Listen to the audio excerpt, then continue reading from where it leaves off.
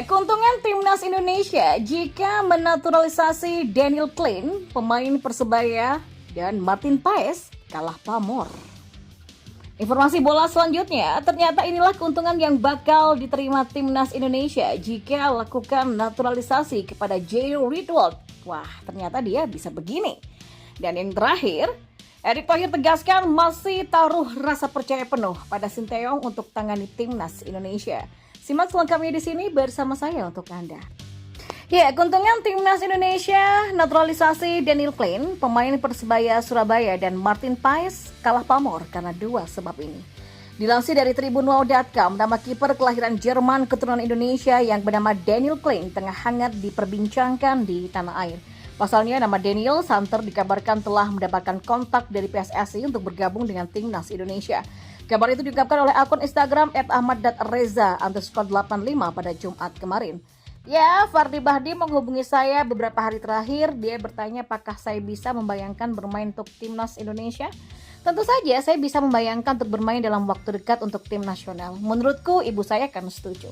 Saya pikir ya itu mungkin. Entahlah, bisa saja tahun ini saya ke PSSI untuk mengurus proses naturalisasi.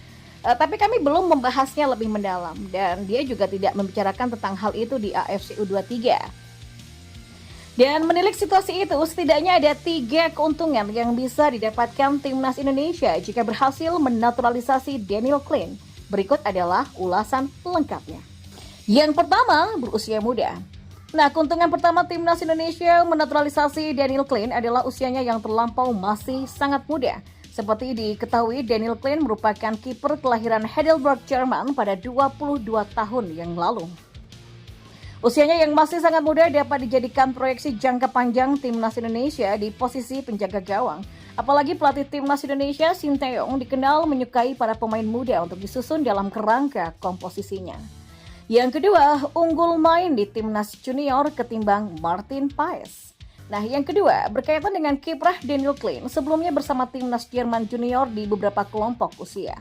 Seperti diketahui, Daniel tercatat pernah membela skuad timnas 15 Jerman sampai dengan U19 kurun waktu 2016 sampai dengan 2019.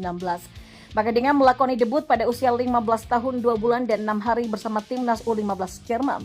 Total dari 5 kiprahnya bersama timnas Jerman kelompok usia, Daniel Klein totalnya mampu membukukan 13 pertandingan. Ya, catatan pengalaman itu tentu unggul jauh dibandingkan kandidat kiper naturalisasi timnas Indonesia lainnya asal Belanda, Martin Paes, di mana Martin baru membukukan 10 pertandingan bersama timnas Belanda kelompok usia. Maka dengan rincian 6 laga bersama timnas U21 Belanda, 2 pertandingan dengan timnas U20, dan 2 laga lainnya bersama timnas U19, sehingga dapat dikatakan meski secara usia masih muda, Daniel Klein unggul pengalaman bersama timnas di tingkat junior ketimbang Martin Paes. Yang ketiga, bermain di tim Liga Utama Jerman. Nah, keuntungan ketiga sekaligus unggul pamor dari Martin Paes dan kiper Persebaya Surabaya Hernando Ari adalah kiprah karir seorang Daniel Klein. Seperti diketahui, Daniel saat ini bermain untuk klub Liga 3 Jerman SV Sandhausen. Ia dipinjamkan oleh klub Liga Utama Jerman FC Augsburg untuk mencari menit bermain di FC Sandhausen. Dan statusnya yang merupakan pemain di Liga Utama Jerman yang notabene merupakan liga terbaik di dunia jadi sebabnya. Sedangkan Martin Paes sejauh ini baru mencatatkan kiprah bersama Liga Utama Belanda dan Major League Soccer atau MLS yang notabene merupakan liga dengan peringkat di bawah Liga Jerman. Dan informasi bola selanjutnya.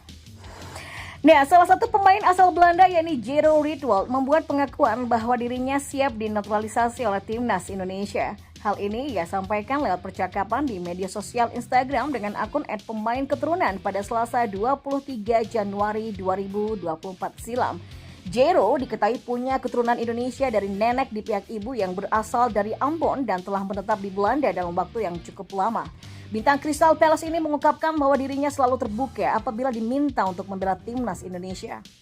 Apakah kamu pernah dihubungi PSSI? Tanya akun @pemainketurunan. Oh ya, itu selalu mungkin, waktu yang akan menjawabnya, kata Jairo. Menurut Transfer Market, Jairo Ridwald telah mencatatkan 3 kali penampilan untuk tim senior Belanda dalam pertandingan resmi FIFA. Namun, melihat penampilan Jairo Ridwald di timnas Belanda yang hanya 3 kali, dia kemungkinan masih bisa untuk perpindahan federasi. Hal ini karena regulasi dari FIFA yang menyebut bahwa batas maksimal pemain yang ingin berganti federasi adalah 3 kali bermain di negara asal. Jero dikenal punya pengalaman yang cukup banyak di kompetisi teratas Liga Inggris bersama Crystal Palace sejak bergabung pada 2017. Ya, itulah yang bisa saja dimanfaatkan apabila timnas Indonesia melakukan naturalisasi kepada Jero. Pengalaman yang dimilikinya ini bisa ia bagikan kepada para gelandang muda timnas Indonesia seperti Marcelino Ferdinand, Ivar Jenner hingga Justin Hubner. Tidak hanya itu, Jero juga dikenal sebagai gelandang pekerja keras dengan kemampuan serta tenaga yang kuat saat tampil di Liga Inggris. Dan posisi inilah yang sebetulnya dibutuhkan oleh timnas Indonesia karena skuad Sinteyong di Piala Asia 2023 lalu tidak memiliki gelandang pemecah ritme lawan. Meski demikian, Jero jarang mendapatkan menit bermain dari klubnya Crystal Palace karena kalah bersaing di Liga Inggris pada musim ini. Terbukti Jero hanya bermain 4 kali di Liga Inggris pada musim ini, sementara pada kompetisi lainnya seperti Piala FA dan Piala EFL dia hanya tampil sebanyak 3 kali saja. Erick Thohir selaku Ketua Umum PSSI menegaskan bahwa ia masih menaruh rasa percaya kepada pelatih timnas Indonesia. Akhir-akhir ini dunia sepak bola tanah air tengah memanas. Hal itu dikarenakan polemik perpanjangan kontrak pelatih timnas Indonesia yakni Sinteyong. Seperti diketahui, Shin berhasil membawa timnas melaju ke 16 besar Piala Asia 2023. Prestasi itu membuat publik sepak bola nasional memaksa PSSI untuk segera memperpanjang kontrak sang pelatih asal Korea Selatan itu. Sayang, respon PSSI seolah tidak yakin memperpanjang kontrak sang pelatih. Bahkan Erick Thohir selaku Ketua Umum PSSI justru mengingatkan bahwa Shin masih punya satu target lainnya, yakni membawa timnas U23 Indonesia lolos ke 8 besar Piala Asia U23 2024. Pernyataan Menteri BUMN tersebut mengundang amarah dari para penggemar.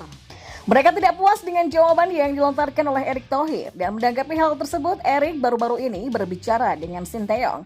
Dalam unggahan Instagram miliknya, Erick berbicara bahwa ia tak ada masalah dengan sang pelatih.